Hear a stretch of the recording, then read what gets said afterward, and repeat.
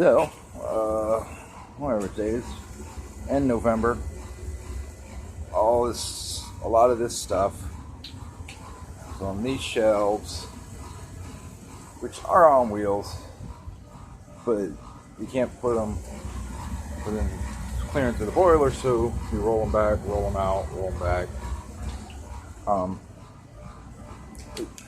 There we go. So there's the sump pump that was there. And it's now just squirting a little bit here. We'll clear it up. You can see that squirted back in the spring. So that's like a water table. It hasn't rained in like 3 days. It was squirting in over here and in here like that. You can't quite see, but the mortar joint would squirt in. So this corner is like the highest of high, and the bar's out back there. So I put the temporary water heater in before, or switched over the water heater so it ran correctly, and the water's substantially hotter, and PEXed it, ran it here. There's a temporary PEX that I tied into this old CPVC, which has a screw fitting that was onto the iron, and it has since started leaking while I was gone. So there's a temporary patches, and then it's dealing with flood, and it goes from the iron back to copper, only 1/2 inch instead of the 3/4. This does 2 apartments. Then it goes from the 1/2 inch, that's all grounded, switches over to the iron again, unknown copper stick out. But then it goes from the iron to check valve, backflow preventer, back to copper, which goes over to those units. So I gotta tie into hair.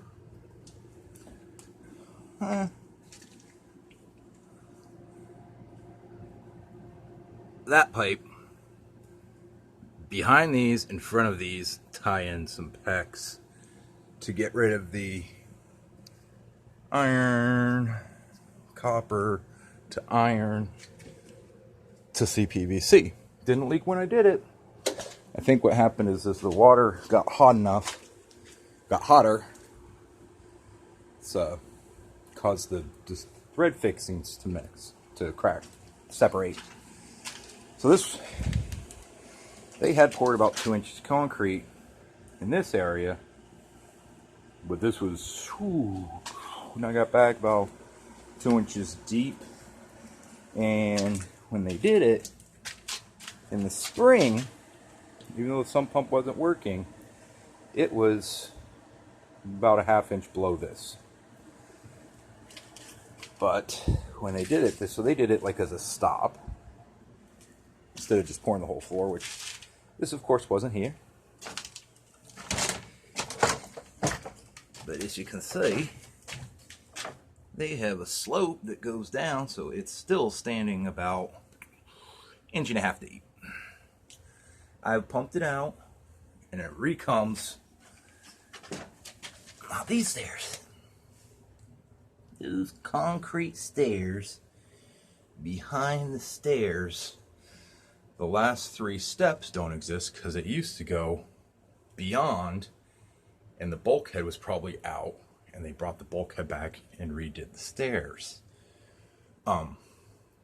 Reason this whole side's satiated.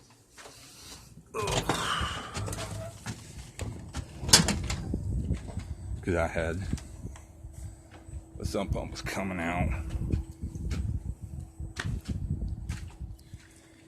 Yay.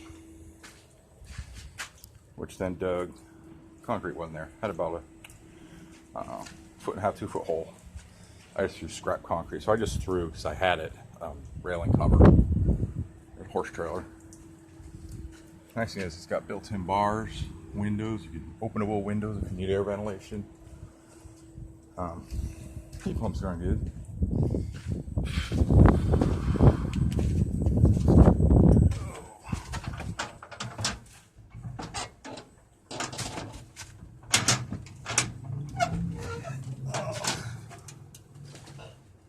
It's chilly out.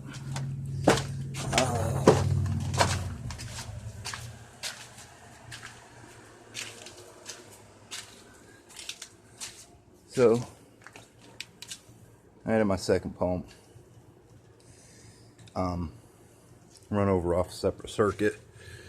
It's all extension cord junks. And because I had this all plumbed, so it goes to the PVC, it goes outside. This one I'm like, well, you know what? It was recommended to me to tie into the sewer. So that you're not recycling water. As I'm doing this, water started coming out of there after, I don't know, a while. 6-7 hours. And I'm like, huh. Wow, what's going on? What's going on? This flooded. This backed up before. I don't know if you can see it. She's still backed up. This backed up before. I knew it probably needed to just get snaked. So, I don't know, March or something, I bought this guy for $500. It only does 50 feet. But last time, it took care of the problem. You hit the thing and all the water shot. Didn't have a problem.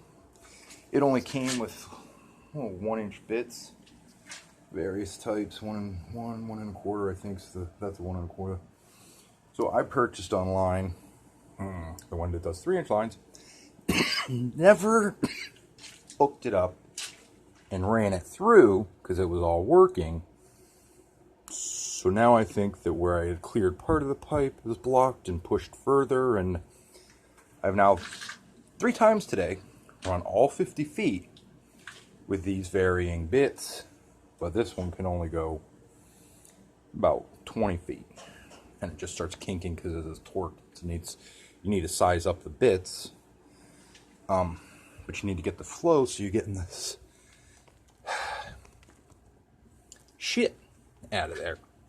But of course, the fun one, when you go to open it, it's like, oh, it's leaking, there's nothing you can do. Fuck. So I spent several minutes, substantial time online, maybe 45 minutes. Why they don't make a clear cover? They don't. They do for chemical companies, but they're about $80, and they're not for house use. They're made for pressure, like 2,200 pounds to 5,000 pounds. So, my answer was Lexan. Yeah, 1/4-inch Lexan. Bunch of silicone. It's totally recessed, doesn't touch threads, doesn't have anything to do with it. It's all pushing against that.